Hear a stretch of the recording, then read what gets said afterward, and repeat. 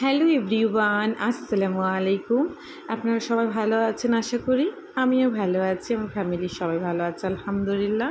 28শে April আমার বিবাহবার্ষিকীর দিন। খালা শাশুড়ির বাড়ি ইনভাইট ছিল, সেই ব্লগটা তো আপনাদের সাথে শেয়ারই করছি। তারপরে ওই দিন রাত্রে আমি আমার মায়ের বাড়িতে এসেছিলাম, সেটাও আপনাদেরকে পার্ট 2তে শেয়ার করছি। যদি ভালো লেগে থাকে like, comment, share and subscribe করতে ভুলবেন না। এইভাবে ভালোবাসা দিয়ে আমার পাশে থাকবেন, যাতে নতুন নতুন ভিডিও করার আগ্রহ আমার আরও বাড়ে। আর আমি আমার জীবনের সব কিছু যেন আপনাদের সাথে ছোট বড় ভালো মন্দ সব কিছুটাই শেয়ার করতে পারি। আপনারা হয়তো ভাববেন যে আমি একই শাড়ি পরে আছি সকাল থেকে। হ্যাঁ, আমার বারবার ড্রেস চেঞ্জ করতে, ড্রেস আপ করতে আমার একদমই ভালো লাগে না। সেই জন্য আমি কোথাও গেলে অত বেশি ড্রেস চেঞ্জ করি না, যেটা পরে থাকি ওটা পরেই থাকি। আমি এমনই। শুধু আজকে বলেই যে বলছি তা কিন্তু নয়, আমি সবসময়ই এরকমই। আর এক কথায় যাকে বলা হয় প্রচণ্ড আলসা করে। কারণ অনেককে দেখেছি অনেকবার ড্রেস চেঞ্জ করতে, বাট আমি এতটা পারি না, জানি না কেন। দাদা উপরে ঘুমাচ্ছে, চলে গেছে আমার ছবি কর। আগের বছর কি হয়েছিল জানো তো?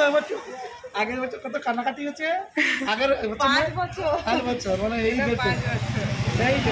5 বছর বিয়ে হয়ে গেছে, তবু বাবার কাছে যেন মনে হয় আমার এই কিছুদিন আগেই বিয়ে হয়েছে। তো যাই হোক, একটা বাবা মার কাছে তার সন্তান সবসময় ছোটই থাকে। আজকে বোন সকালে ফোন করে ইনভাইট করেছিল আমাকে, আমার বরকে, যে তোমরা আসো, আমার হাতের রান্না আজকে আমি তোমাদের খাওয়াবো।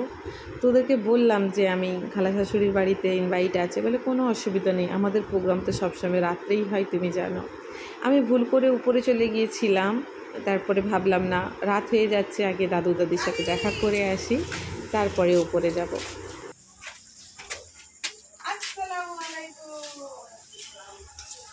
দাদু আসসালামু আলাইকুম। কখন আসি? ভালো আছো? আর করে তো কি করছো? কাজ বলছি মা। আপনারা হয়তো ভাববেন আমরা কেন ওই সাইডে থাকি আর দাদু দাদি বা কেন এখানে একা থাকে। অ্যাকচুয়ালি এটা আমাদের পুরনো বাড়ি। দাদু দাদি প্রথম থেকেই এই রুমটাতে থাকে, আর আমরা যখন উপরে চলে যাই তখন দাদু দাদির বয়স হয়েছে, বলছে না আমরা উঠতে পারবো না, আমরা এখানেই থাকবো। আর এই যে হাঁড়িকুড়িগুলো দেখছেন, দাদু যখন সুস্থ ছিল দাদিকে সব সময় ভোরে রাতে, মানে রাতের মাঝখানে দাদুকে রান্না করে করে দিতে হতো। এক কথায় দাদু খুব খাদ্যরসিক ছিল, খুব খেতে ভালোবাসতো একটা টাইম। এখন আর কিছুই করতে পারে না।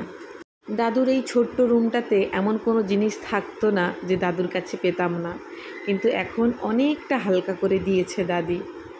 আমরা দেখে কখনো কখনো বিরক্ত হতাম, উফ তুমি যাই পাও সব কিছু রুমের মধ্যে রেখে দাও। আবার বিপদে যখন পড়ি, দাদু এটা আছে, দাদু ওটা আছে, চাওয়ার সাথে সাথে কিন্তু পেয়েও যেতাম। তখন ভাবতাম যে হ্যাঁ, সব কিছু তুলে রাখার মানেটা কি। আমার দাদু প্যারালাইসিস হয়েছিল, আল্লাহর রহমতে এখন ভালো আছে, বাট চলাফেরা কোনো কিছু করতেই পারে না। দাদু আমাদের ছোটোবেলা থেকে অনেক ভালোবাসতো, অনেক গল্প শোনাতো, অনেক কথা বলতো। এখন সেই মানুষটার মুখের দিকে তাকালে অনেক কষ্ট হয়। যেই মানুষটা এত কথা বলতো, এত গল্প করতো, তো সেই মানুষটা এখন কত চুপচাপ শান্ত একটা ছোট্ট শিশু হয়ে গেছে। দাদুর কাছে দেখা করে চলে গেলাম উপরে। দিদি আমাকে নিয়ে প্রচণ্ড হাসাহাসি করছে, মা নতুন বউ এসছে, নতুন বউ এসছে, তুমি হলুদ পা ধোয়াবে, চলে আসো চলে আসো, মানে এরকম একটা নিয়ে মজা করছে আমাকে নিয়ে। তো যাই হোক, বাচ্চাগুলোও মজা করছে আমাকে নিয়ে, নতুন বউ এসছে। তো গিয়ে মাকে জড়িয়ে ধরলাম, আদর করলাম। তো মাকে বলছি, মা তুমি কাঁদছো না কেন, আজকে তো আমার বিয়ে, তুমি কাঁদছো না কেন? তো সবাই হাসছে। বোনদেরকে বলছি যে কেন কাঁদছিস না কেন, তোরা তো ওই দিন খুব কান্নাকাটি করছিলিস।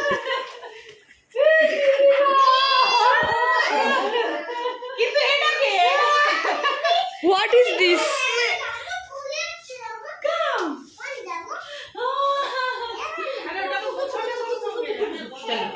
তারপরে বাপির জন্য অপেক্ষা করতে করতে আমরা কেকটা শেষমেশ কেটেই ফেললাম, কারণ আমরা আবার বাড়ি আসব। তারপরে কালকে একটা প্রোগ্রাম আছে, ওখানে যাব, সেই জন্য দেরি করলে চলবে না। সেই জন্য তাড়াতাড়ি করে কেকটা কেটে ডিনার করে আমরা বাড়ি ব্যাক করলাম।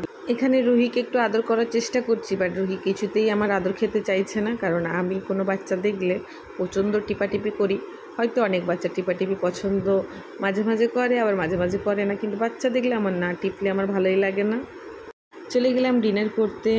স্পেশাল মেনু ছিল, এই রাইসটা কী রাইস বানিয়েছে আমি জানি না, তারপর চিকেনটা সত্যিই খেতে অসাধারণ ছিল। এটা আমার ছোট বোন বানিয়েছে, অনেক সুন্দর বানিয়েছে, থ্যাংক ইউ। আমরা ডিনার করে এখন ব্যাক করছি বাড়ি, অনেক রাত হয়ে গেছে।